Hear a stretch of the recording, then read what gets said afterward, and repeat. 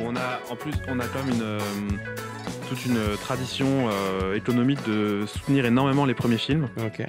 et par ricochet d'avoir tout un système qui favorise beaucoup le dit passage du court au long. Donc cette espèce de passerelle qui fait que le court-métrage est toujours un peu perçu quand même comme le paillasson du long. Ok. Bon, ça, c'est un truc qui est très présent, mais par contre, c'est très soutenu institutionnellement, tu vois. Donc, Puis il faut penser son court-métrage par rapport à son long, c'est que déjà, tu transformes quelque chose qui pourrait être une œuvre en soi en juste une sorte de mini carte de visite. Après, c'est là, pour le coup, je pense que ça questionne vraiment le rapport de chacun à pourquoi tu fais des films. Hmm, Soit tu fais des films parce que tu as une stratégie, hmm. et après tout, ça peut s'entendre, hein, tu vois. Ouais, ouais. Moi, j'ai un avis là-dessus. Je suis pas j'aime pas tellement l'idée, mais parce qu'en plus, je crois que ça, à titre personnel, ça épuiserait complètement le désir, tu vois, de travailler sur une histoire. Je sais pas si j'aurais envie de retrouver des personnages en copier-coller, simplement en passant d'un format de 20 minutes à 1h40, tu vois. Ouais. Ça, c'est personnel. Et parce que vraiment, j'aime trop le plaisir qui consiste à être dans l'exploration d'un film à l'autre.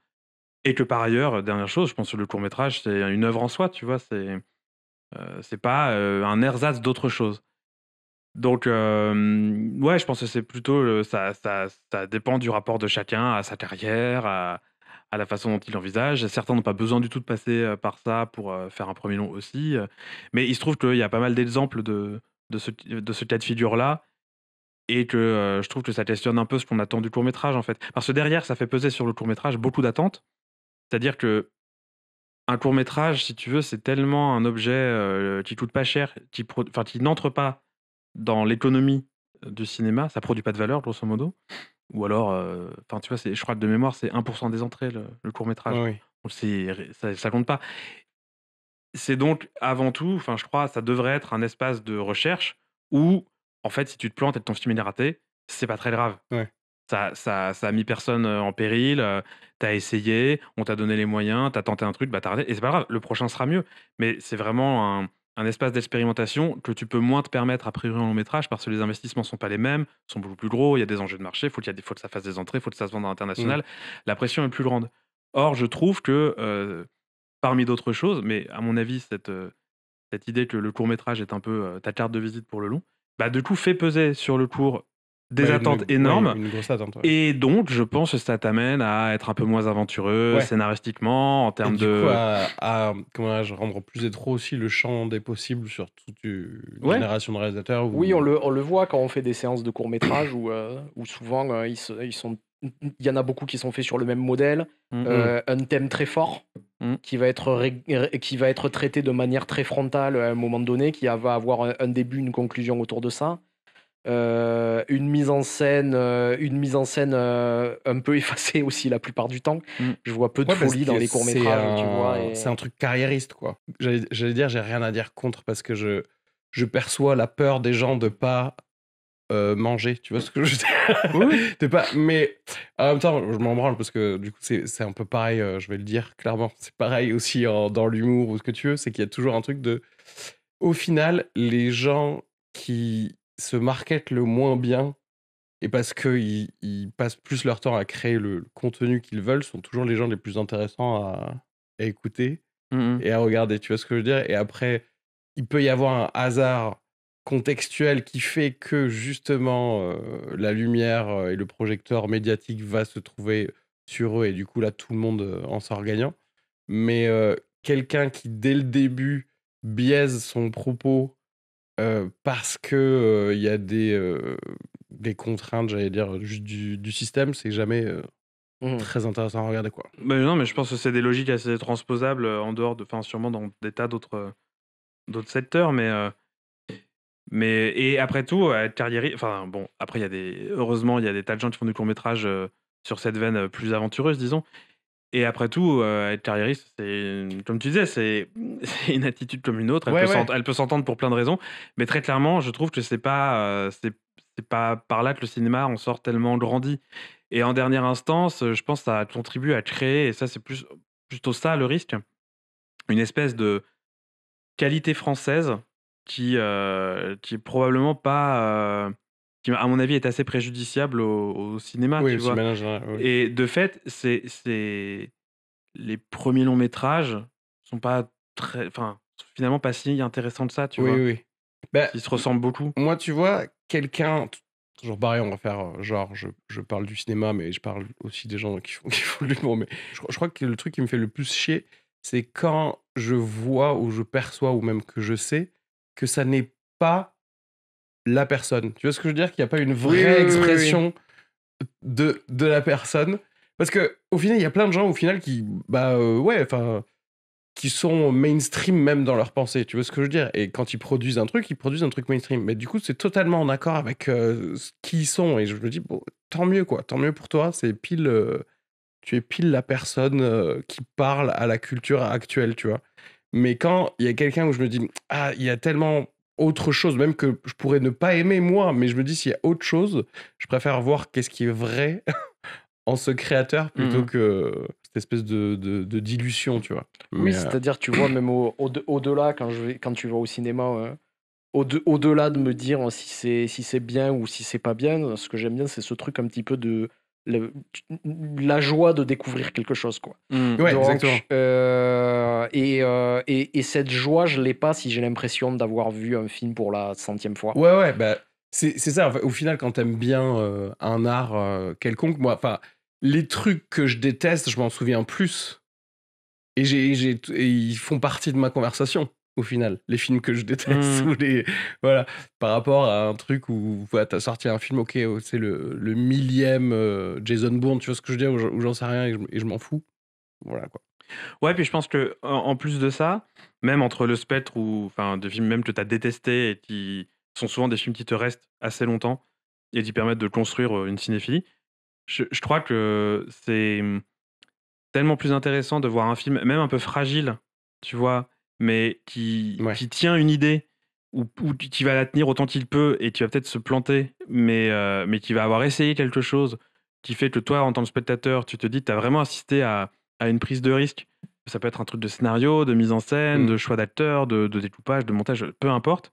Euh, et quand bien même c'est un peu fragile parce que c'est un peu raté, je crois que c'est 1000 fois plus intéressant et émouvant pour un spectateur que un film bien exécuté, Mhm. tu vois, mais sur lequel, finalement, qui est tellement lisse que du coup, tu n'as aucune accroche dessus et Et tu ressens aucune émotion. il te traverse en laissant Ouais. Et ça, à peu près aucune trace. Et bon, ça vient, tu vois. Là, je vais parler par exemple d'un film que j'ai beaucoup aimé l'année dernière. C'est Flow de Ginzil Balodis. Donc, c'est un film d'animation estonien, je crois. j'allais dire laiton, mais Oui. franco-laiton. Laiton, t'as raison. C'est et en regardant, donc, c'est pour dire, je travaille dans l'animation, donc je connais un peu comment les films sont faits. Et quand j'ai vu le film, je me suis dit, comment ils ont fait à cette étape-là pour faire ça? Et je me le suis dit à plein de moments. Je me suis dit, waouh, j'ai jamais vu ça dans un film d'animation. Il y a une manière comme ça, très contemplative pour la caméra, d'explorer des endroits que j'avais jamais vus dans le cinéma d'animation. Il y a des trucs d'animation des animaux aussi qui m'ont vraiment touché, qui m'ont vraiment ému, tu vois, dans le film.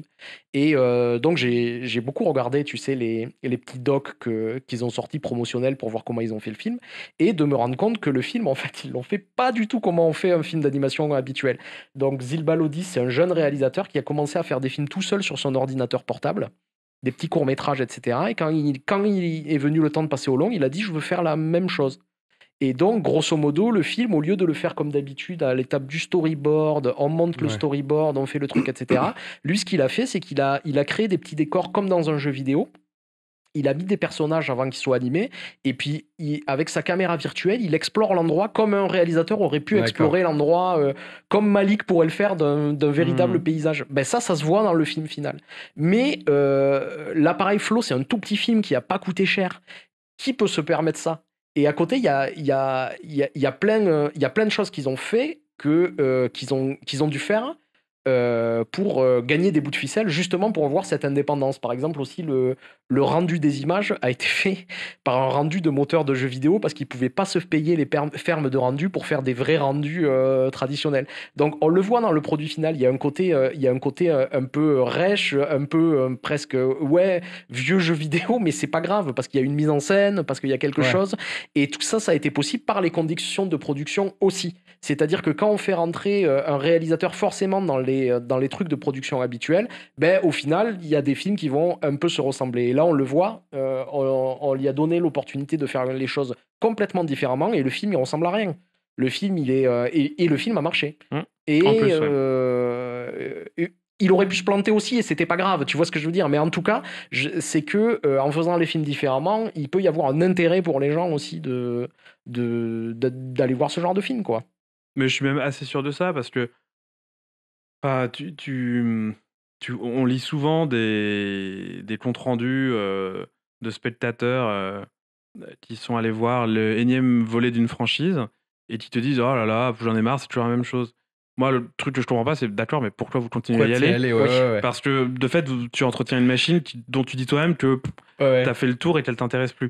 Donc ça, c'est très C'est bizarre vrai. et c'est bon, ça c'est sans doute la puissance du marketing, c'est que ça construit du désir inconscient et collectif et Et aussi, c'est tu sais, l'aspect social, c'est-à-dire on se regroupe autour des films dont on parle. oui, oui, bien sûr. Donc, on met du marketing, donc les autres vont aller voir le même film, donc tu vas le voir, et donc tu peux parler avec Ouais. les autres de ce film. Et on joue beaucoup sur ça, j'ai l'impression Je aussi. sais pas si pour, même on n'est pas à un level juste névrotique, tu sais, de genre il faut que je finisse tous les films de cette franchise. Tu vois ce que je veux dire? Ouais, je sais pas. Ça dépend Enfin, des gens après, ça, je dépend pense. des gens, Mais mais c'est du il y a masochisme vraiment à un ce truc de. C'est stade-là. vrai que c'est marrant de voir chacune des critiques qui sont mauvaises et que tu sais, la personne, elle a mis 7 mauvaises critiques au dernier Marvel, mais ça commence du coup toujours par moins 15 € sur ton compte parce que t'es allé le voir, quoi, tu vois. Bah oui, et là, t'as envie de dire, mais personne t'y a obligé, en fait. Donc, va voir autre chose. Va dans un cinéma indépendant. Déjà, pour le même prix, tu verras 2 films. Et peut-être que tu les détesteras, mais ils te laisseront sans doute plus de traces que le énième Marvel que t'as vu et qui, en fait, évidemment, t'as ennuyé, quoi. Ouais. en parlant de films un peu particuliers, on va peut-être parler de ton, de ton Ah, mais film aussi. je vous attends, les Moi, loups. moi, j'adore les found footage. Genre, Mm. c'est vraiment. Je sais pas pourquoi il y en a pas plus. Déjà. Est-ce que, en film français, des found footage, est-ce qu'il y en a eu beaucoup? Est-ce que t'as fait le benchmark, hein. benchmark avant ça? Parce que moi, j'adore ça parce qu'il y a un petit côté puzzle, Mhm. et encore plus quand les enjeux sont aussi hauts, parce que là, c'est genre, qu'est-ce qui s'est passé avant la fin du monde? Écoute, je vais me tourner, je vais appeler un ami, c'est-à-dire Arnaud, qui connaît à peu près tous les films qui sortent. Je crois pas qu'il y ait beaucoup de films français de found footage. Je me souviens d'un truc qui se passait en caméra de surveillance intégralement, mais c'est déjà vieux. Je sais plus comment ça s'appelait. Ça a au moins 10. Bon, vu notre approximation, on va dire entre 10 et 15 ans. Oui, c'est ça. Mais Depuis les Frères Lumière jusqu'à hier. je pense pas que ce soit très commun. Il y a une part hyper ludique dans Ouais. enfin ludique. Même quand même le sujet est plutôt terrible, mais il y a effectivement, je pense, surtout quand tu multiplies les sources. Parce Voilà, qu'on est habitué au found footage, globalement, tu as une source principale, tu vois? Oui, l'exemple paradigmatique, c'est Cloverfield où, Ouais. tu as un mec qui filme, point. Hem Mais, et mais, ou mais même même. Paranormal Activity, tu vois? C'est globalement, c'est les caméras de C'est surveillance de les la maison. caméras, Oui. ouais. Mais quand en plus tu rajoutes à ça une dimension, je sais pas comment dire, plurimédiale avec, tu Oui, vas oui. avoir, du JT, des trucs, amateurs, de la radio, puis j'en oublie. Je pense que la dimension peut-être ludique ou en tout cas qui crée une forme de suspense, c'est que d'une part l'histoire avance, Ouais. donc il y a un suspense narratif, mais je crois qu'il y a aussi un suspense de: «Ah mais ça va être quoi la prochaine catégorie d'images qu'on va voir?» Ouais. Et puis même plus que ça, il y a, OK, la prochaine catégorie de médias qu'on va voir, quel va être son prisme de traitement de Mmh. tout ce truc? Et je trouve que c'était assez smart. Alors, il faut que je le dise, j'ai pas vu le film en entier. Qu'en fait, on a parce qu'on est dans ce film. Arnaud et moi. On l'a même pas dit encore, mais ce sera dans la description. Mais Bien sûr. Et Mise en Abîme, on fait un podcast dans son. ouais, c'est vrai. mais c'est du très coup, méta. tu nous avais envoyé, enfin, genre le montage préliminaire et un peu tout ce que tu avais fait jusque-là, et on avait fait notre addition des choses. Mais oui, ce que j'ai bien aimé, c'est aussi cette réflexion sur les médias et un peu toute la façon de voir un problème grandissant dans notre société, etc. C'est très peu tenté, je trouve, au cinéma. Mais ne serait-ce que même utiliser une autre forme, mais existante, hein, d'un média. C'est toujours fait au final, même pas timidement, mais un peu trop par-dessus la jambe, quoi. Genre comme si ça respectait pas vraiment l'autre média, tu vois. Ça le prenait pas au sérieux, ça Ça tu le veux prenait dire? pas au sérieux, ouais. Et, je me rappelle juste d'un seul truc qui avait été plutôt bien fait. Je crois que c'était Haneke, je sais plus dans quel film. À un moment, tu sais, il y avait un truc de Snapchat ou je sais pas quoi. Ah, c'était Ah dans oui, c'était Happy dans End. Happy Ending. Happy Ouais. Ending, ok. Ça, pour le coup, je sais pas pourquoi, parce que je crois que je le mettais en opposition avec d'autres films que j'avais vus où il y a, tu sais, parfois des scènes où on voit ce que voit le réseau social de quelqu'un. Et il y a un truc de genre, ouais, non, ça se voit que c'est faux ce que tu es en train de nous dire. C'est pas du tout comme ça qu'on consomme tous les réseaux sociaux, Mhm. etc. Et du coup, je trouve ça pas mal de se dire, non, non, en fait, allons-y totalement. Alors, c'est le truc Et aussi, ouais, c'est que Haneke, il avait pris des vrais trucs de YouTube hein, pour le. et bah, C'est du pas un coup, truc qu'il avait tourné. Hein. Donc, c'est et cette bah, impression de vérité que tu avais, c'est du coup, parce qu'il avait pris des vraies images aussi. Hein. c'est pour ça. Et du C'était coup, des tu vrais vois, archives, ouais. c'est ça aussi la diff, c'est qu'en fait, tu dis, bah, ok, il y a aujourd'hui la consommation, même j'allais dire, de vidéos et d'audio de la plupart des gens. Mais Le cinéma fait encore semblant que ça n'existe pas souvent. Je sais pas ce que je veux dire. je pense qu'aussi, tu vois ce que tu dis sur la diversité, sur le fait que dans le fond de footage, on va prendre qu'un seul type de source d'habitude, etc. C'est aussi, je crois que ça correspond à l'époque. C'est-à-dire que si tu prends un événement aussi important, par exemple, que l'assassinat de Kennedy, les seules images qu'on a, c'est les images amateurs de Zapruder, qu'il avait filmé depuis la foule, qu'il Mhm. était le seul à avoir filmé, qui est devenu un film mythique presque à cause de ça. Il y a eu d'ailleurs, il y a eu même des films expérimentaux qui ont été faits autour de ce found footage, comme ça, Mhm. pour être refait. Et il existait rien d'autre. C'est si aujourd'hui il y avait l'assassinat de Kennedy, on aurait 150 points de vue à peu près différents avec tous les iPhones. On aurait des vidéos de réaction à chacune de ces vidéos sur Internet de Ouais. gens qui analysent les images et qui le font. On aurait des podcasts sur ça. On aurait on aurait tout un tas de Oui. sortes d'images. Tu Et vois on ce que je veux saurait dire? vraiment qui Mais- l'a tué. Mais quand même, C'est ça qui est intéressant dans ton film, c'est que si c'est pas arrivé jusqu'à maintenant, c'est parce que ça n'existait pas cette multiplication alors des. c'est quand même arrivé. Hein. Moi, j'avais un modèle enfin, j'avais un modèle qui était vraiment le dispositif, enfin le film dans lequel pour moi ce dispositif marchait très bien, qui est un film de 2007, qui est un film de De Palma, qui s'appelle Ah oui, tu as raison. Redacted, Mhm. Ah ouais. mais qui a pas très bien marché en salle à l'époque. Mais c'est marrant, il y avait un vrai écart entre la presse cinéphile ou universitaire qui s'emparait de l'objet comme étant vraiment un moment hyper important de l'histoire du cinéma, parce que tu avais un réalisateur quand même très installé, tu vois, dans le système hollywoodien, qui de fait a produit le film tout seul, si je dis pas de bêtises, parce que personne n'en voulait. Et bref, lui c'est pareil, il utilisait une combinaison de plein d'images différentes. Le film se passait pendant la guerre en Irak, quand les Américains étaient en Irak, et combine tout un tas de sources, enfin vraiment même principe quoi. Donc j'ai transposé le truc. Donc ça pour dire que ça existait déjà avant que je le fasse moi, pour rendre à César ce qui était à César. Mais ce que je trouve un peu bizarre effectivement, c'est que on n'aille pas un peu plus vers ça Mhm. aujourd'hui. Alors tu as souvent dans les films, tu peux avoir une espèce d'incise où tu vas avoir, comme dans un autre lieu, tu vas avoir un bout de Snapchat ou tu vas avoir un extrait de. Ouais. Mais un film intégralement composé comme ça, non, de mémoire, personne l'a tenté. Mais Et la tentation est grande quand tu vois globalement la pauvreté des images ou la pauvreté des situations visuelles ou de discours que ça produit. La tentation est grande pour n'importe qui de vouloir juste, tu sais, être un petit peu au-dessus, améliorer un peu les distants. Ouais. Parce que, de fait, c'est des images assez nulles. Enfin, elles Ouais. sont laides, elles sont souvent assez creuses. Donc, or, on s'était dit très tôt, et au niveau du scénario, et au moment où on a filmé, qu'il fallait systématiquement résister à cette tentation-là et vraiment rester au ras de la copie Ouais. et que vraiment, il fallait pas chercher à être plus malin que l'image Plus malin que le ou plus malin que le personnage personnage qui est dans en train de l'image, parce filmer, que sinon, ouais. on tombait dans une forme de cynisme, un peu de connivence avec le spectateur, tu Ouais. sais, cette espèce de rapport où Ouais, et puis toi et moi, en fait, on n'est pas sait dupes que... et on sait. ouais. Et moi, Et je trouve que tu, c'est et tu, vraiment tu brises insupportable. quelque chose, c'est-à-dire que tout d'un coup, on se rend compte que c'est du found footage voilà. parce que justement, tu fais le malin avec C'est ça. la. Alors qu'en fait, c'est beaucoup plus troublant et sans doute pour le spectateur beaucoup plus inconfortable d'être face à presque à une copie livrée telle quelle, Ouais. qui a vraiment l'air d'être plus vraie que nature, ou presque en tout cas. Et je pense que ça crée. Alors même s'il y a de l'humour dans le film, tu vois, il y a une forme. Mais l'ironie et le cynisme, c'est deux choses différentes. Le film, je pense, est un peu ironique à certains moments. Donc certains moments sont un peu drôles quand même si c'est de l'humour sans doute assez noir. Mais c'est pas du tout le même rapport. Et je pense qu'en fait, le malaise est vachement plus intéressant si tu laisses un peu le spectateur se débrouiller avec Ben ce que oui, tu c'est lui ça. livres. Et c'est de fait pas une expérience plaisante. Mais la situation médiatique qu'on vit est pas une situation plaisante. Donc, Ouais.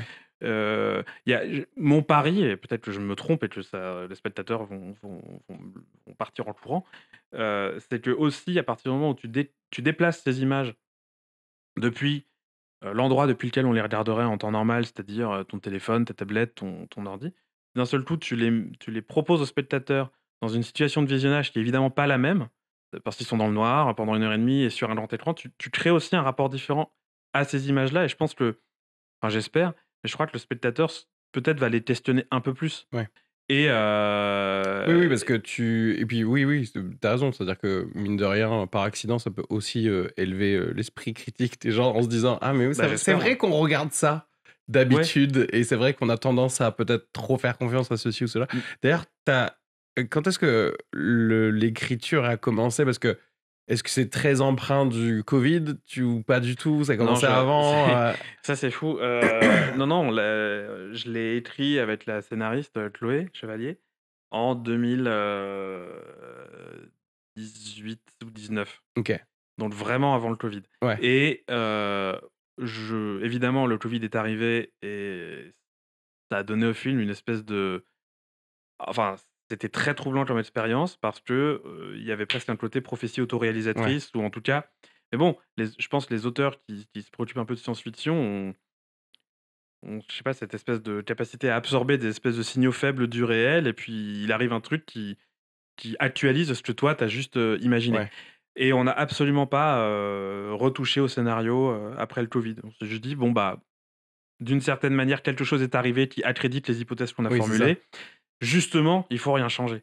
Enfin, c'est pas parce que quelque chose... Enfin, ça aurait été tentant, tu vois, d'adapter, de dire, ah, mais finalement, je sais pas, enfin... Et tu vois, même les scènes de visioconférence, elles étaient toutes là. Oui, Pardon, les échanges sur Skype, excuse-moi, pas les vidéos, mais hem, et alors, et c'est vrai, c'est l'histoire d'un... Enfin, du coup, ces personnages principaux, c'est au fond un couple séparé. Alors, ils sont pas séparés parce que le Covid, et à ce moment-là, la visio prenait pas autant de place dans nos existences. oui, Mais oui.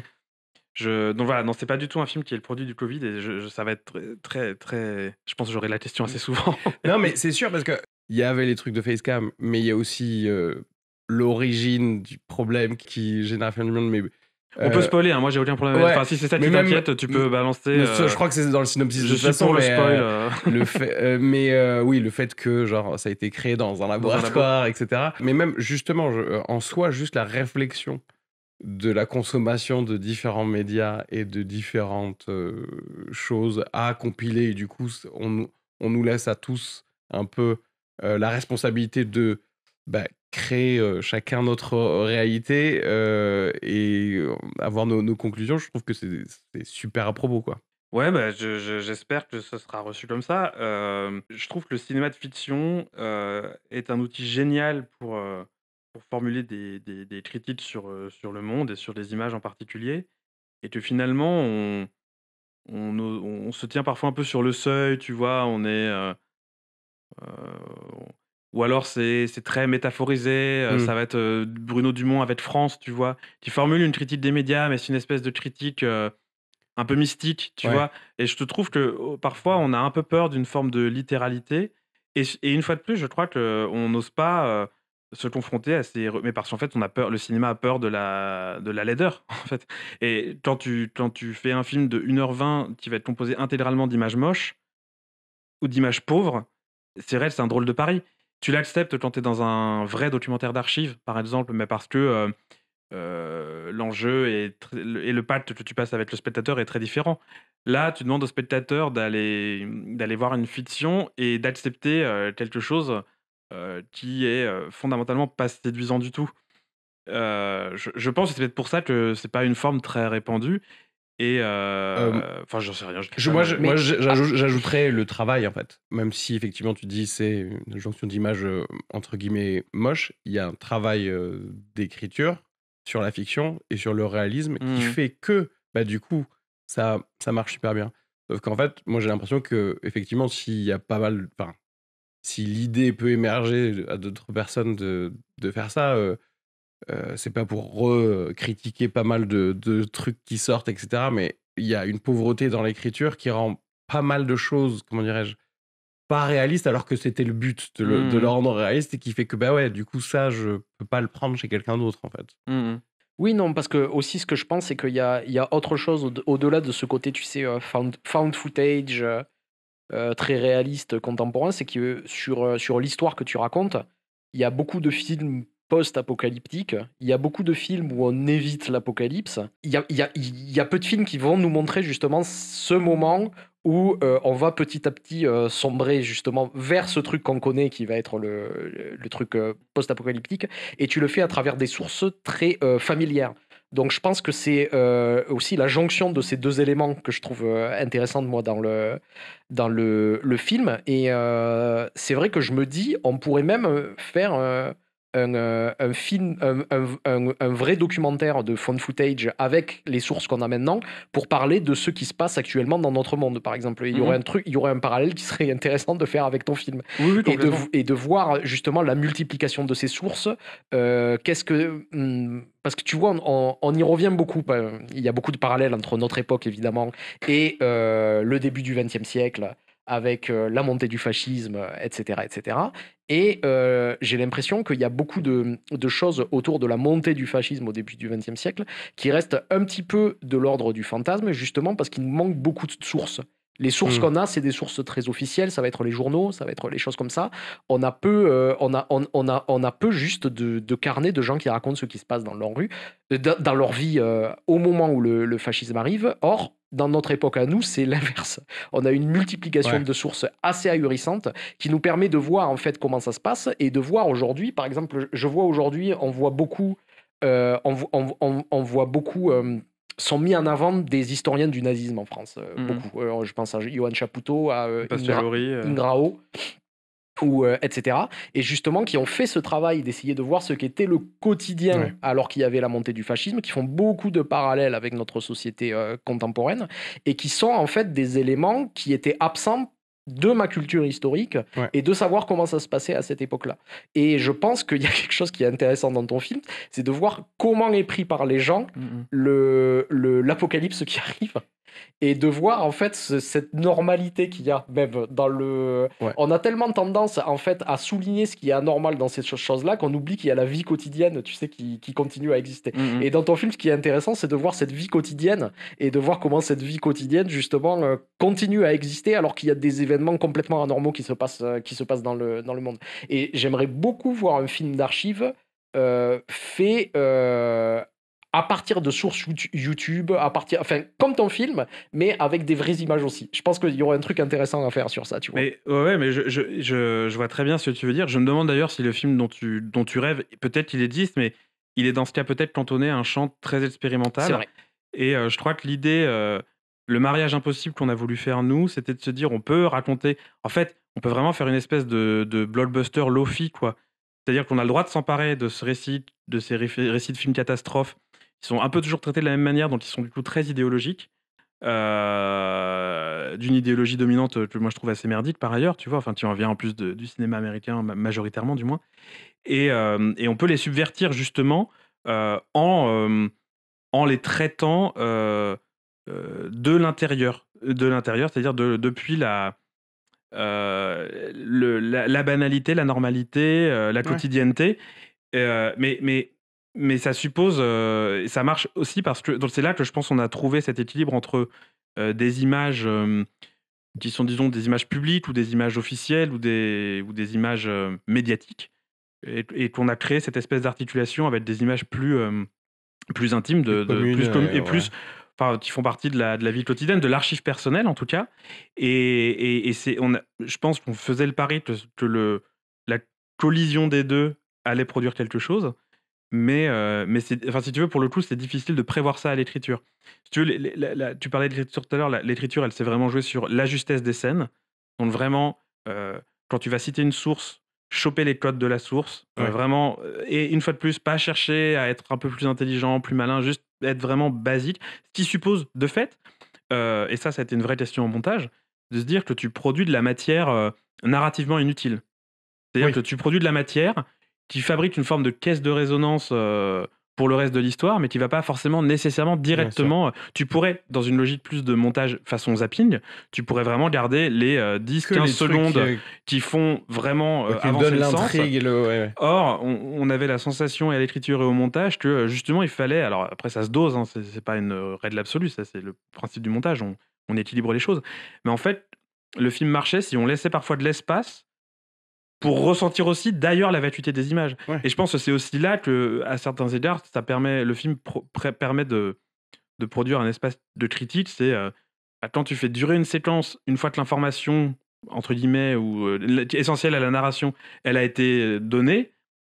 Si tu fais durer, c'est bien qu'il faut que tu veux produire quelque chose chez le spectateur, et c'est quelque chose, c'est et regardez comment c'est fait, regardez comment c'est vide, et regardez comment ça joue ou comment ça joue Ouais, et puis pas. regardez comment Et, vous aussi, et parfois, du coup, vous en faites ces miroir, choses-là. Enfin, en ouais. miroir, on peut se Ouais. regarder nous-mêmes dans notre rapport de consommation ou de critique Ou aussi. ou même de Euh, création dans notre ou de dans nos création téléphones ou dans le. exactement. Ouais. Et mais c'est marrant parce que à un moment, je me disais, c'est difficile comment tu veux qualifier le film. Alors je dis, voilà, en plaisantant, je dis c'est un blockbuster lofi, mais au fond, je me dis, c'est un documentaire de science-fiction, ce qui est de fait un paradoxe. A priori, tu peux pas faire un documentaire de science-fiction, mais Ouais.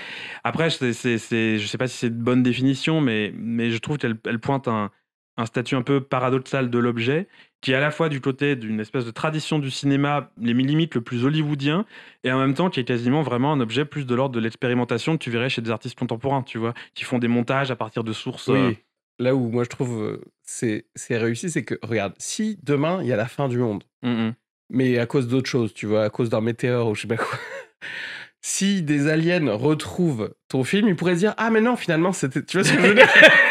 Ils pourraient se dire peut-être. ah non c'est la faute de ce champignon apparemment. C'est ça. Bah, sauf qu'il restera des bouts de ferraille, donc ils vont se dire que c'était pas ça. Jusqu'à ce qu'ils trouvent Allociné et là ils comprennent. C'est ça, voilà. Mais Mais, Allociné aura craché non, mais d'ici là. je trouvais ça intéressant ce que tu disais, Arnaud, sur ça. Et c'est vrai que rendre un peu de la quotidienneté dans la montée de l'apocalypse, en fait. Parce que il faisait beau, j'étais au parc et il y avait des news sur Trump et Luigi Mangione et tout ça. Et tu vois, et je me disais, ouais, mais tu sais, il a fait beau aussi l'été 39. Mais oui, mais ça, Tu vois ça, tu sais, c'est un truc, c'est dans les carnets de Kafka. Le moment où il parle du début de la Première Guerre mondiale, il y a juste une phrase dans ses carnets, c'est aujourd'hui la guerre a éclaté, point, journée piscine. Ouais.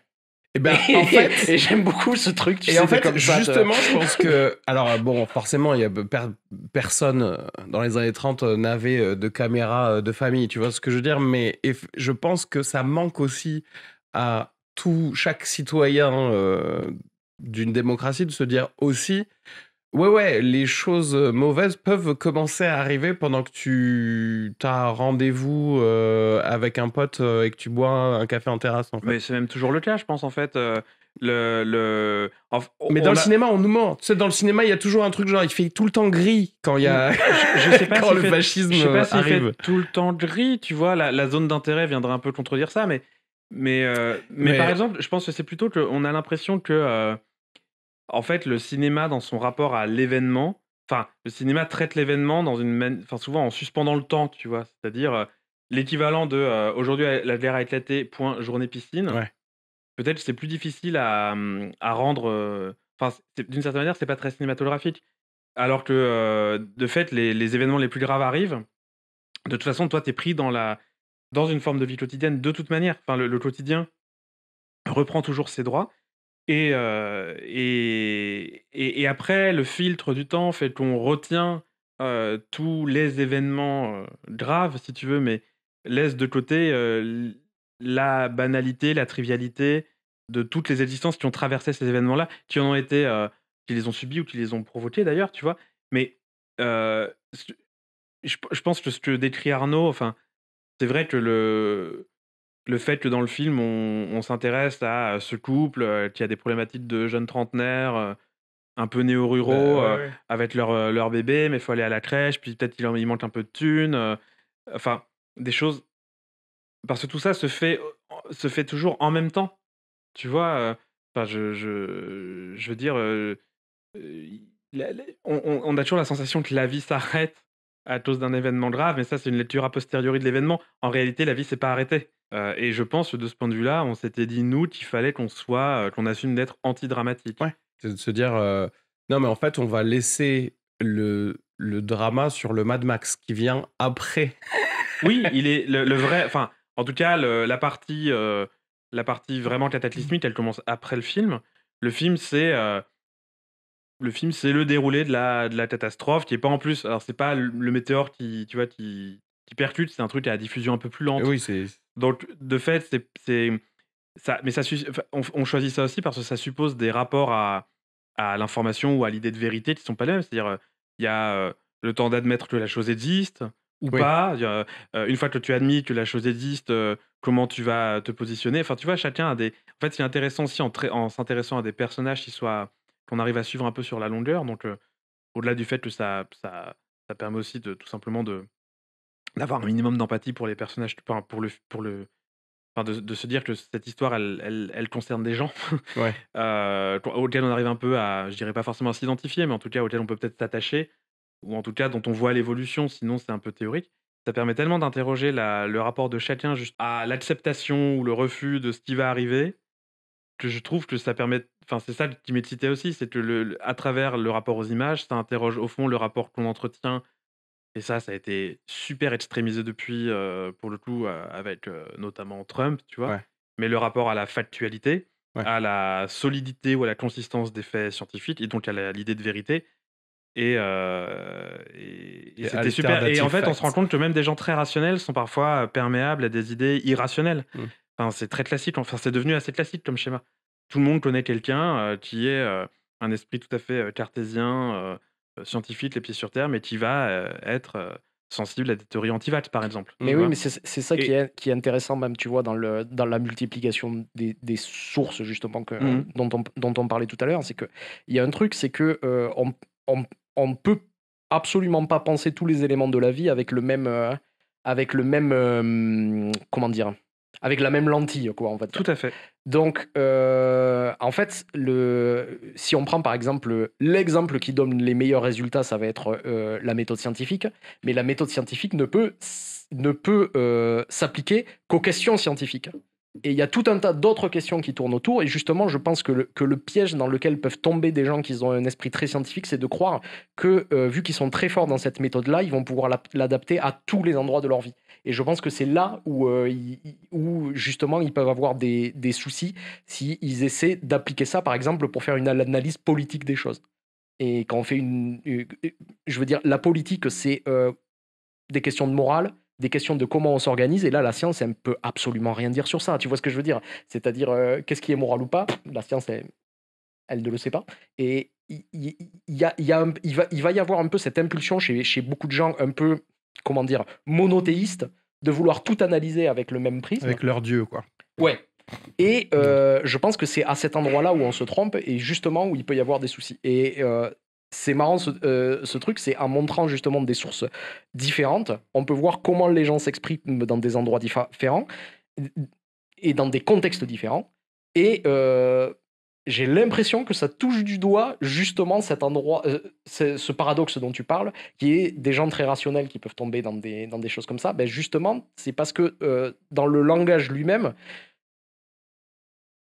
on n'utilise pas les mots de la même manière dans des contextes différents. Et c'est intéressant dans la multiplication des sources parce qu'on voit des gens qui peuvent s'exprimer de manière complètement différente dans un contexte et dans un autre. Et je trouve que ça illustre bien le sujet.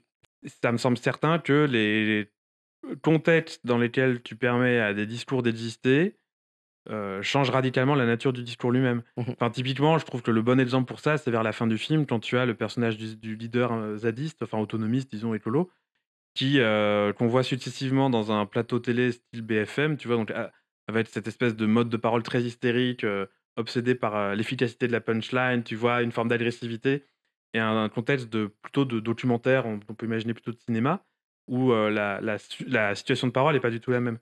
C'est le même bonhomme et en fait, on a l'impression que le discours, qui en nature est pas si différent d'une séquence à l'autre, a quand même fondamentalement changé.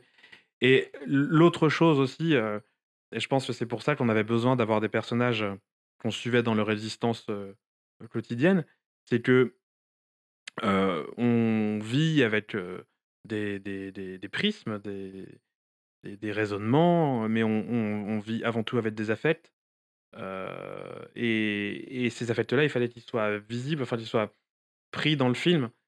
C'est pas que si le film avait été juste une succession de types de discours, je crois que ça aurait été, bon, théoriquement peut-être intéressant, mais peut-être pas très, très Moins juste, engageant Ouais. pour moins le. engageant. Là où Voilà. en fait, si tu sais que tu peux comprendre, enfin tu peux comprendre sans expliquer, comme dirait l'autre, pourquoi, quelqu'un va être pris dans une forme de conflit de loyauté Ouais. entre un très vieil ami que tu estimes et que tu aimes en fait, en sachant très bien que les directions qu'il prend sont, infréquentables, tu vois? D'un point de Mhm. vue moral ou politique. Qu'est-ce que tu fais de ce genre de dilemme? Et je trouve que j'espère que le film arrive à tenir cette ligne-là sans la alors il la résout pas pour le spectateur, hein, c'est au spectateur de se débrouiller avec peut-être ses propres affects aussi. Ouais. Mais moi j'aime bien quand le cinéma me met dans cette position de penser mon propre inconfort à l'égard de certaines questions qui sont totalement actuelles, et dures à affronter. Enfin, quand le cinéma nous aide à penser, en fait, sans nous donner une réponse. Après je pense que le film, il se situe, il est pas neutre du tout. Mais j'ai l'impression qu'il essaye de pas, asséner de réponse, en tout cas de prendre la difficulté qu'on a, nous, en fait, à composer avec nos existences dans un monde, franchement qui part en cacahuète totale, heu, avec ce petit décalage que la fiction permet et qui, en dernière instance, nous permet juste de réfléchir à ce qui nous arrive. Et quand le cinéma fait ça, alors je sais pas si ça c'est l'ambition du film, est-ce qu'il y parvient? J'espère, mais en tout cas, quand les films que moi j'aime notamment de science-fiction, c'est quand ils déploient cet espace-là pour m'aider moi à penser ce qui Ouais. m'arrive ici et maintenant, en fait. Et ça, c'est vraiment pour moi la fonction de la science-fiction. Je trouve ça intéressant parce que c'est vrai qu'on retrouve souvent les mêmes choses quand on parle du genre post-apocalyptique. C'est cette idée que à partir du moment où il y a nos gouvernements qui vont chuter, on va tomber dans un monde ultra violent où en fait c'est celui qui a le plus de force physique qui va imposer sa loi à tous les autres. Et je trouve que c'est quelque chose qui est présent dans tous les films, j'ai envie de dire, post-apocalyptiques, ou presque tous les films qui sont comme ça, et que presque les gens prennent le genre tel que et se posent pas forcément de questions sur comment une société s'organiserait une fois que les gouvernements ont chuté. Et peut-être que c'est aussi parce que les gens se posent pas tellement de questions sur le moment où ces gouvernements chutent, qu'est-ce qui s'y passe. Non, mais après, je pense que tu as répondu. C'est parce qu'en fait, c'est un prisme très américain et qu'en fait, mine de rien, en te disant ça, sans même te dire comment serait la société post-apocalyptique, on te dit non, la société post-apocalyptique, ce sera ça Mhm. et rien d'autre. C'est une façon de dire, bah, c'est pour ça que vous devez absolument défendre notre façon de faire. Ouais, mais en fait, je pense que la question que tu soulèves, elle est hyper, intéressante. J'ai l'impression que ça bouge quand même, alors peut-être ça bouge plus vite en littérature, mais parce qu'il y a tout un courant qui est plutôt venu du champ des études féministes ou décoloniales, qui a commencé à critiquer la science-fiction, notamment le post-apocalyptique, dans cette vision très, presque masculiniste, survivaliste, heu, mais qui est pas totalement aberrante d'un point de vue, en tout cas, anthropologique. Enfin, il y a quand même un certain nombre de scientifiques qui ont réfléchi à cette question-là et qui ont fait des expériences de pensée en essayant d'imaginer un peu concrètement comment ça pourrait se passer. Globalement, il y a peu d'exemples qui nous disent que naturellement la société, enfin ceux qui resteraient, iraient se coaliser de façon en fabriquant des nouvelles communautés, etc. Enfin, c'est pas forcément aussi noir que la route de McCarthy, tu vois. Mais prendre le versant inverse qui consistera à penser que parce que la catastrophe a lieu, ça va tout reconfigurer, c'est sans doute. Et la vérité est probablement entre les deux. Mais là où je suis d'accord, c'est que le cinéma a vachement écrasé ça. La littérature, je pense que ça bouge là. Mais le cinéma a beaucoup fossilisé le post-apocalyptisme dans une. Et puis les séries, enfin, il y a le cinéma et les séries, dans une iconographie qui est toujours la même. Et pour moi, le contre-exemple merveilleux, absolu et génialissime de ça, c'est New York 97, qui est une forme de film post-apocalyptique au moment où il sort, et dans lequel, justement, cette zone qui est devenue Manhattan est à la fois un espace où règne une certaine loi du plus fort, mais où règne aussi des solidarités et l'invention d'identités alternatives hallucinantes, mais quasi queer, tu vois, ou anarchistes ou punk, qui témoignent que d'autres choses positives peuvent s'inventer dans l'espace du désastre. Et je trouve le film, enfin toujours, enfin c'est un film que j'adore, mais je le trouve hyper actuel dans sa gestion voilà, j'extrapole. J'ai fait le film en 80, je sais plus, 82 ou quelque chose comme ça. Donc il imagine 15 ans après, donc c'est un horizon temporel concevable, quoi. Et en extrapolant, il fabrique quelque chose que je trouve hyper réaliste. Et je pense qu'on était un peu dans cette idée-là quand on a écrit le film, c'est-à-dire de se tenir, d'essayer d'imaginer quelles attitudes étaient possibles. Alors on peut pas tout couvrir, c'est pas possible, mais de donner comme un aperçu, comme une espèce de, on peut, je crois, à l'issue du film, on peut imaginer quelle direction va prendre le personnage d'Alexandre. On peut imaginer quelle direction vont prendre le groupe de personnes qu'on voit dans le documentaire final. Et puis par ailleurs, ce que le film dit, c'est que la catastrophe, elle est localisée en fait, elle est circonscrite à un espace et autour, le monde va continuer d'exister. Donc il y a aussi cette idée que c'est pas un cataclysme généralisé, c'est-à-dire il va se passer quelque chose à un endroit. Enfin, le film ne raconte pas ça. Enfin, il y aura peut-être un jour un film qui se passera dans cette zone plus tard, mais j'aime bien l'idée que la fin de l'âge de fer laisse ouverte la possibilité qu'on puisse nous se projeter dans cet espace-là sans avoir à imaginer que le reste du monde a disparu. Ouais. Tu vois ce que je veux dire? On peut toujours se dire que, De en fait, créer par leur- ailleurs, il y aura toujours des gens comme toi et moi qui pourront continuer de faire des podcasts en buvant du café, Ouais, mais en sachant que quelque part, il y a un endroit dans le monde où des gens vivent dans un territoire sans technologie, et chacun se racontera ce qu'il a envie de se raconter. Mais c'est comme la zone de Stalker, où finalement c'est un espace de projection et Oui, d'accord. Donc en de fait, oui, fantasme. pour toi, c'était l'enclave de Manhattan dans New York 97. C'est-à-dire, c'est une zone, Ouais, ouais, ouais. mais, et du coup, oui, on peut. Le reste du monde existera autour. Il y a cette idée-là. Et parce que je pense que c'est plus intéressant, ça crée des. Enfin, ça crée. Tweet des gens qui, 20 ans après, qui avaient choisi de rester, veulent en sortir. Ouais, Est-ce qu'on ouais. peut en sortir? Enfin, tu vois, ça soulève d'autres questions qui sont de fait l'objet d'un autre scénario. Mais oui, Oui, c'est plus intéressant que, bah, c'est effectivement, plus il y a intéressant le que quand choix, c'est quoi. voilà, quand l'intégralité du monde est touchée. Enfin, Oui, je crois est-ce que que c'est plus intéressant. tu veux faire le choix de sortir du système actuel si tu veux Mmh. rentrer dans ce truc ou de le rejoindre si tu. Puis ça pose la question d'à quel point les frontières sont fermées, ouvertes, comment ça se négocie. Enfin, une fois de plus, je trouve que de ce point de vue-là, le film de Carpenter, il est brillant, quoi. Ouais. Parce il pose à peu près tous les enjeux de façon très concentrée. Que du coup, tu as déjà pensé à une suite, en fait. En fait, c'est pas une suite alors, si je fais toute l'histoire en essayant d'être un peu rapide, en vérité, La fin de l'âge de fer a été écrit après un scénario de long métrage qui, lui, a été écrit en 2013, 14, je sais plus. Ok. Qui avait été initié par Chloé Chevalier, qui est la co-scénariste de L'Âge de Fer, qu'on a écrit avec Joseph Minster, que Arnaud connaît bien, et moi. Je te la fais courte, mais quand on a commencé à essayer de financer ce film, on s'est rendu compte qu'on butait, donc il y a vraiment un film post-apocalyptique, pour le coup, qui se passe vraiment après la fameuse catastrophe. On s'est rendu compte qu'on achoppait sur la faisabilité de la chose. Ok, oui. Et donc, la fin de l'âge de fer, au départ, je l'ai écrit en me disant, bon, bah, il faut donner aux financeurs la preuve que c'est possible de faire un film de science-fiction qui ne sera pas non plus un truc délirant, hors de prix ou je sais pas quoi.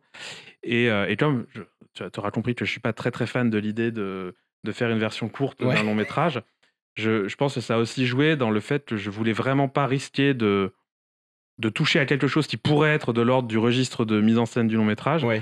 Donc, en cherchant à prendre le revers absolu, T'as fait le préquel, quoi. j'en suis venu à faire, disons, le préquel, voilà, pour parler comme dans les Marvels. Je me dis, c'est un blockbuster. En fait, je résonne comme un studio, Mais bien comme sûr, une je crois major. qu'il y a Robert Downey américaine. Jr., je crois, qui veut jouer dans. J'aimerais bien.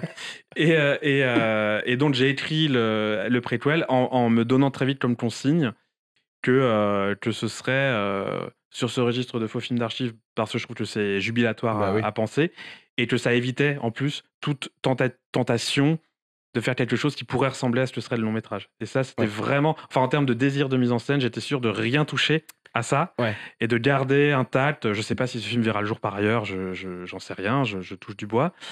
Mais en tout cas, il y avait aussi l'idée que, comme on ne sait jamais ce qu'il va advenir de la vie des films, que la fin de l'âge de fer puisse être un film qui se lit en soi, oui, voilà, bien sûr. pour soi. Même si de fait, c'est vrai que c'est un film qui est le prélude enfin, comme une espèce de prélude à la catastrophe, quoi, ou le prélude au monde d'après. Donc c'est un drôle d'objet, parce que c'est un film d'entre-deux, quoi. Mais c'est marrant comme du coup, tu vois, on en revient au truc des contraintes de production, de distribution qui finissent par faire trouver une voie et une œuvre super intéressante. Mais non, mais complètement. Ouais. Moi, j'ai jamais fait mes films dans un grand confort financier. Je pense que j'ai un peu appris à travailler avec la contrainte, en tout cas au moins la contrainte financière, mais qui du coup est toujours une contrainte scénaristique. Oui.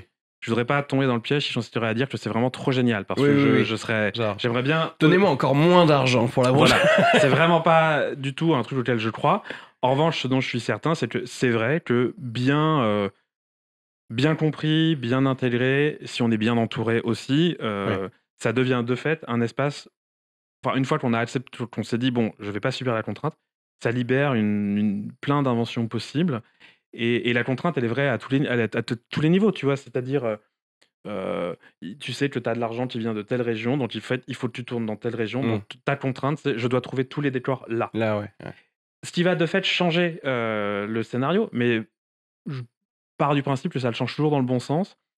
D'abord parce que même quand tu fais un film de science-fiction, c'est quand même bien que le réel a toujours raison, tu vois. Et rien n'est plus beau que même un film qui est totalement imaginaire, comme un film de SF avec cet organisme qui n'existe pas, qui soit quand même puissamment ancré dans quelque chose de réel, et la contrainte, c'est du réel.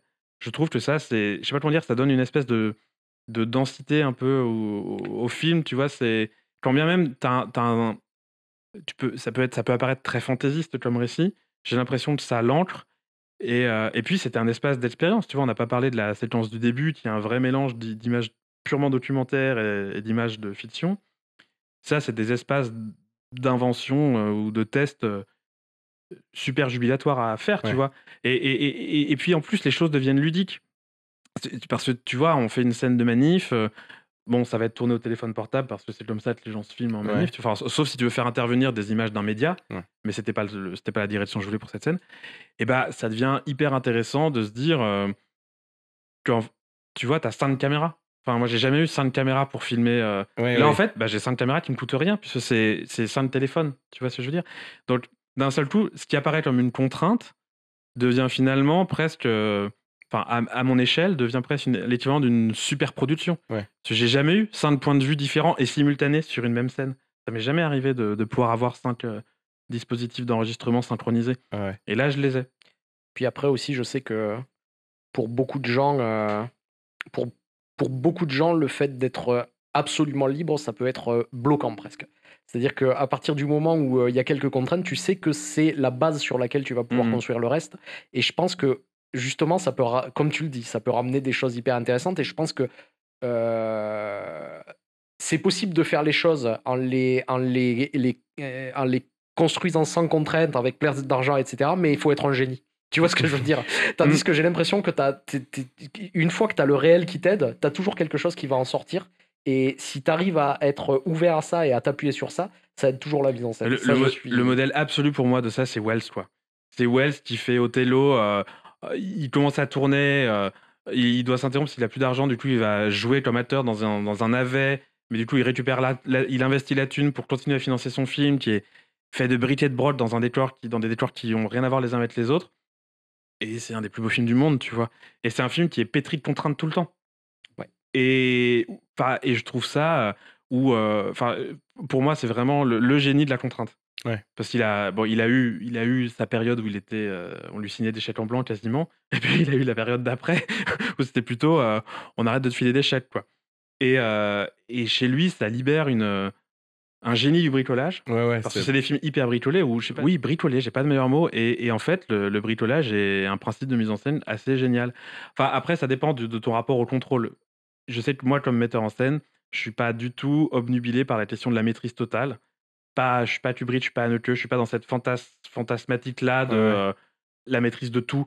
Et au contraire, moi, je pense que mon fantasme absolu pour ce film, mais là, il aurait fallu plus de moyens, c'était presque d'avoir des acteurs qui fabriquent les situations de jeu. Ouais.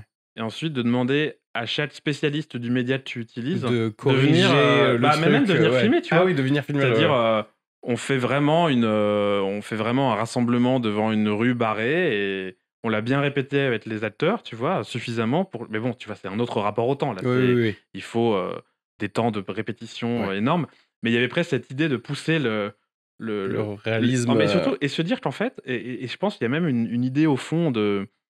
Tu vois, nous, gens de cinéma, on est très méprisants à l'égard des images, de ces sous-images de produites par ces types de médias. Bon, le fait est que même le journaliste de BFM, il a un savoir-faire. Et ce savoir-faire, nous, on l'a pas. Et d'une certaine manière, cette espèce de dispositif que j'avais fantasmé, tu vois, de se dire, c'est aussi reconnaître que ces images-là, on ne sait pas les faire. Oui. Alors, en dernière instance, on sait les faire, mais en vérité, ça nous demande beaucoup de boulot pour réussir à les copier. Et il faut désapprendre ce qu'on sait, s'astreindre à faire des images qui sont vides, mais sauf que la vérité de la situation, elle est là. Et je sais pas, je trouve que c'est.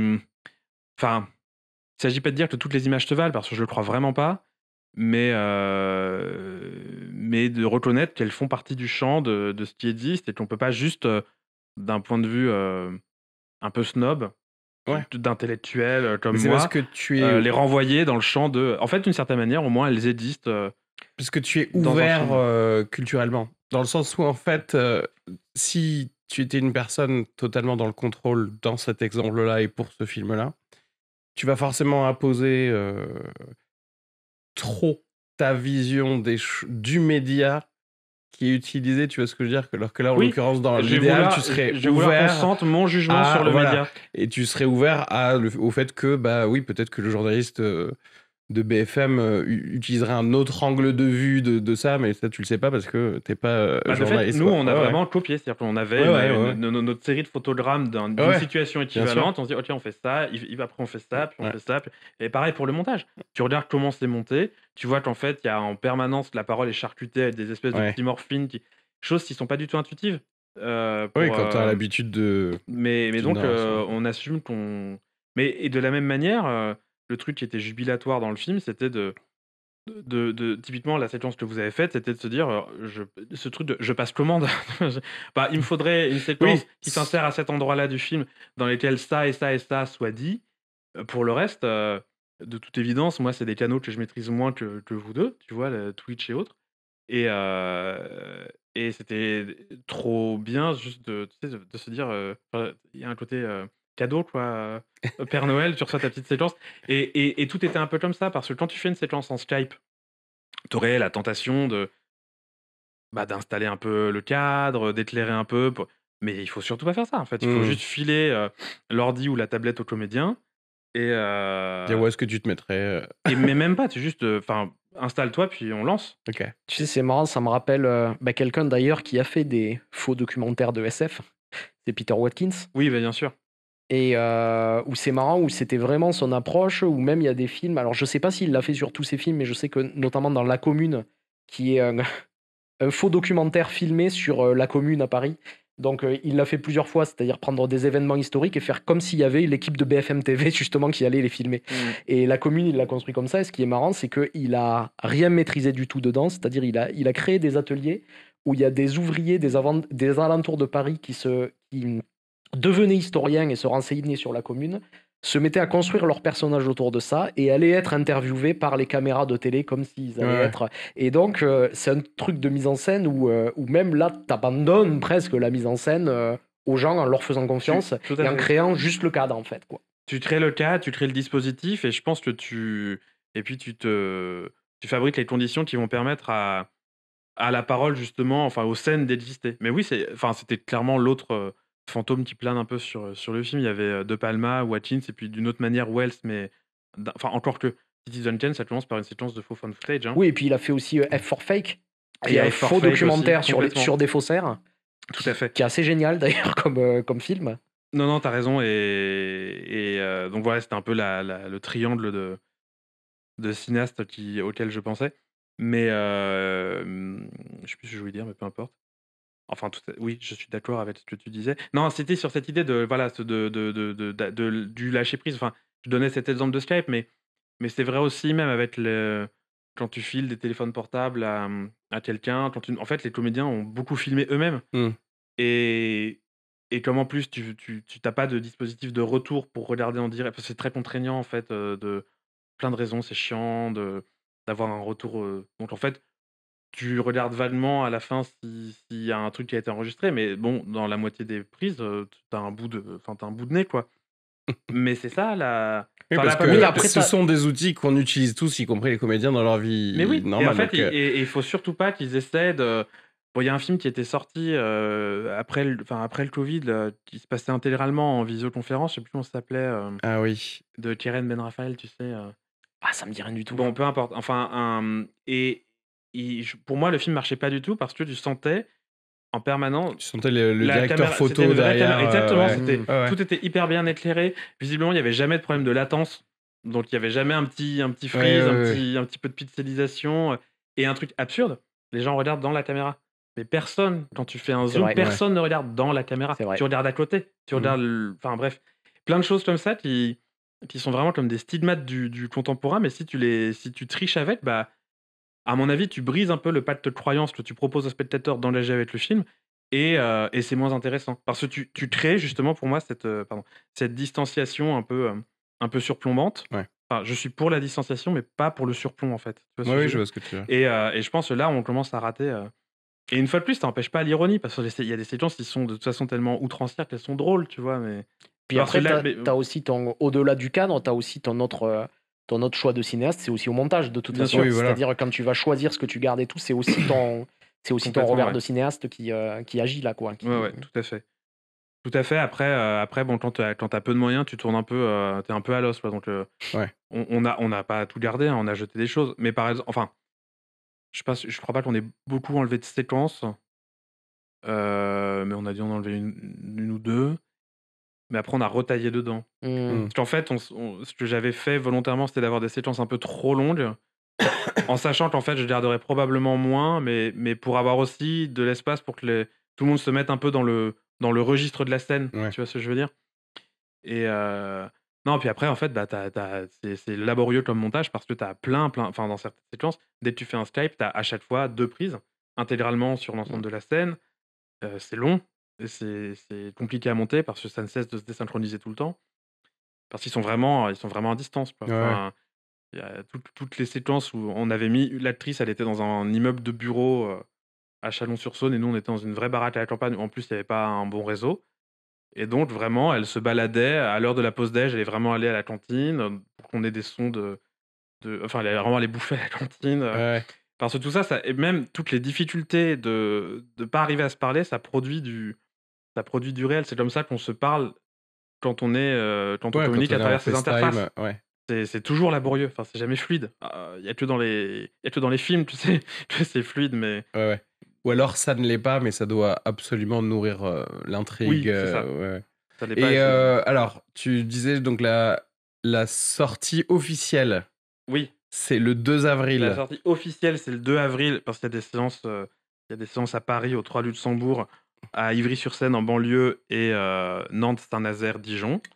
Et il y aura d'autres séances les semaines d'après, mais c'est un objet rare. Parce qu'il y a très peu de séances à chaque fois. Voilà, c'est comme les animaux en voie de disparition. Il faut vraiment pas rater les moments où il se sort de la grotte, quoi. Voilà, c'est ça, exactement. Et puis après, en fonction de l'avis du film, qui pourra peut-être, qui a l'avantage de pouvoir durer un peu dans le temps. On verra si le film il va tourner un peu, c'est sûr, dans la grande région Bourgogne-Franche-Comté, puisque elle est partenaire financière du film. Ok. Et puis après, on verra. Ok. Si des cinémas l'invitent, je viendrai.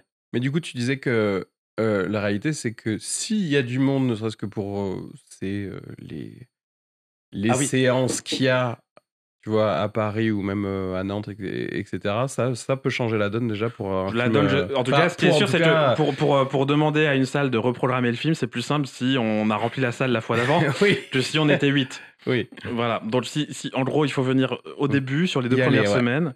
Et après, et puis même, c'est toujours la même chose. Si des gens sont venus et ont trouvé le film pourri, mais on a toujours quelqu'un qu'on n'aime pas à envoyer voir le film. Ouais, c'est ça. En espérant C'est ce que je dis à la fin de mon spectacle. Genre, si vous n'avez pas aimé, envoyez-moi vos ennemis, en fait. Mais oui, exactement. Il n'y a pas de souci.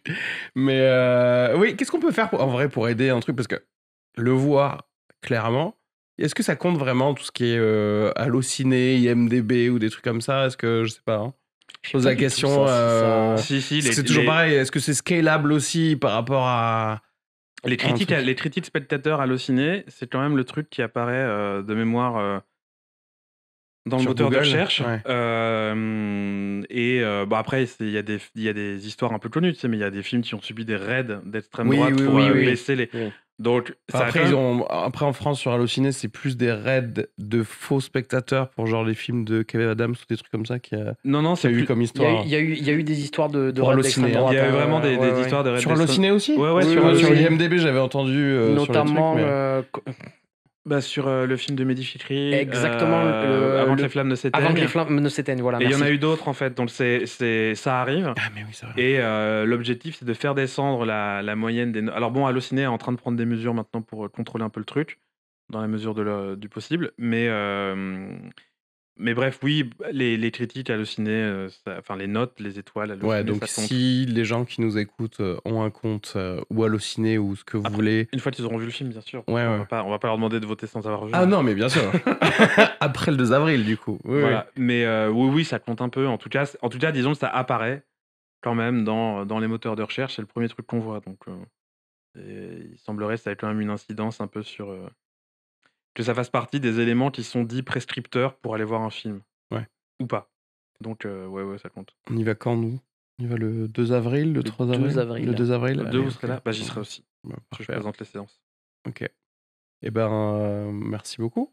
Est-ce que vous avez quelque chose à dire de plus, peut-être? Non, un grand merci pour la discussion et l'invitation. Et c'était très plaisant de retrouver mes 2 complotistes préférés. Avec grand plaisir. Dans un registre de parole plus normal. Oui, c'est sûr. Merci à tous. Et puis, n'hésitez pas à aller voir la fin de L'Âge de Fer dès le 2 avril. Je mettrai un petit lien dans la description pour que les gens sachent où le voir. Et bisous à tous. Merci.